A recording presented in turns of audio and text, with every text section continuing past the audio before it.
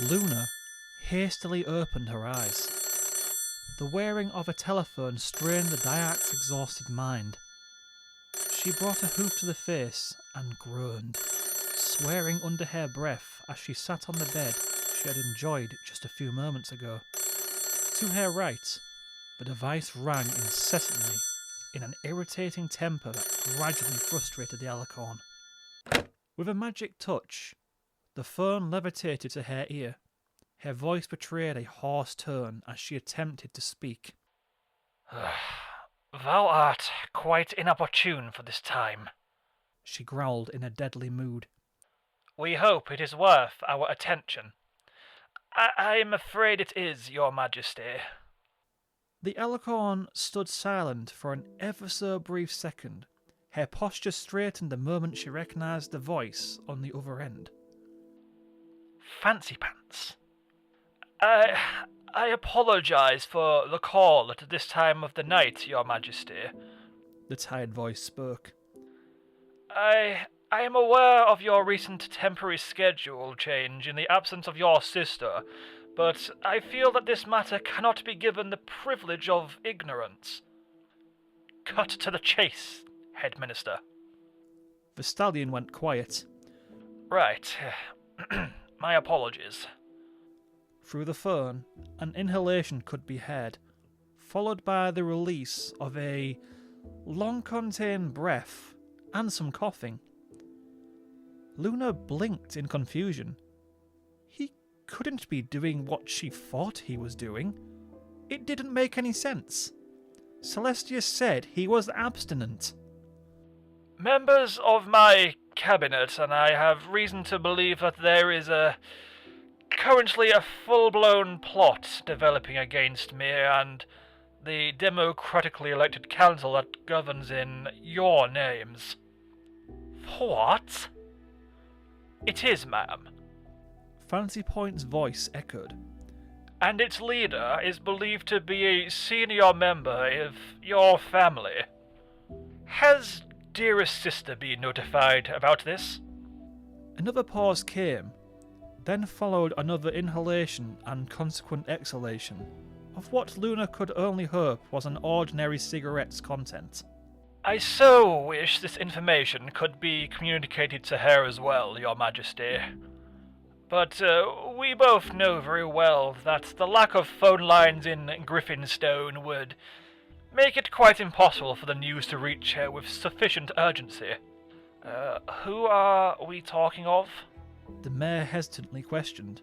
She surely wouldn't like the response. Prince Blueblood. And she was right. That spoiled brat. Indeed, your majesty.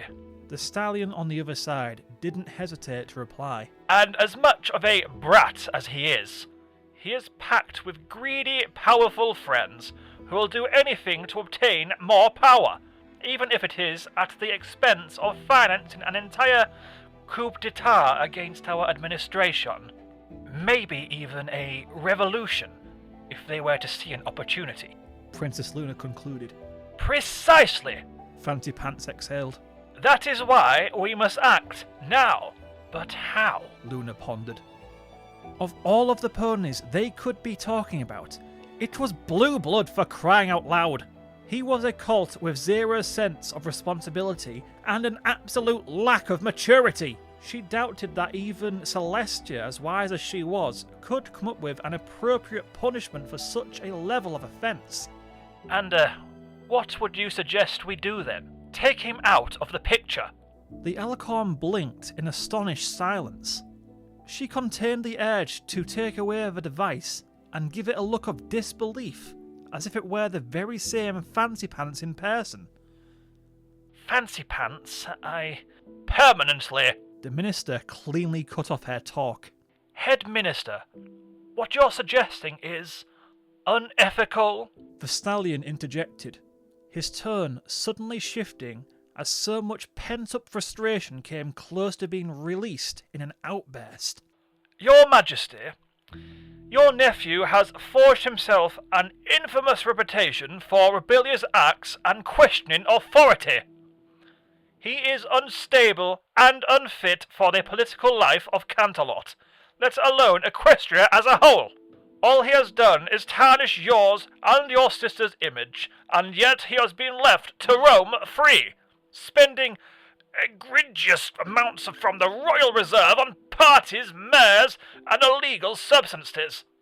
I still do not understand how this can be tolerated among the nobility of all social groups. The princess opened her mouth to protest, but the stallion shut her off abruptly. And with the deepest sympathy that this situation allows me to express, it is necessary to take such a measure with some pony of outstanding reputation, he sarcastically stated. That includes his friends as well. No loose ends must be left untied. I understand, Fancy Pants. Have a good night. Just one more thing, Your Majesty. The stallion's voice stopped the mare from hanging up the call, with her magic immediately bringing back the phone to her ear as she listened. I feel compelled to remind you that tolerance for the royal family is hanging by a thread as it is, and that throughout my time in office, I have done my level best to protect the interest of the crown as a top priority. However, if I were to know about the slightest intervention against the political business on your part, I would be left with no option but to take side with the Republican elements of my cabinet, which I successfully controlled until now, and take measures. I see. Leave it with us, Headminister, she finally replied after a few seconds. Your Majesty. Luna could no longer hold her breath when the call finally hung up. Her magic instantly faded, causing the phone to drop, although it miraculously avoided impact against the ground thanks to the short cable reach.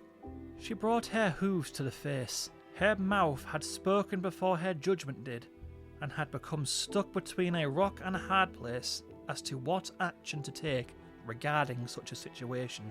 She weighed her options for a hot minute, but not even one of them seemed appealing to her rationale. But time was not in her favour, and she had to make a decision now or face the consequences. With a sigh, she sat on the edge of her bed and levitated the phone back to her ear, then dialed a number and waited. She sighed. This was going to be a long night.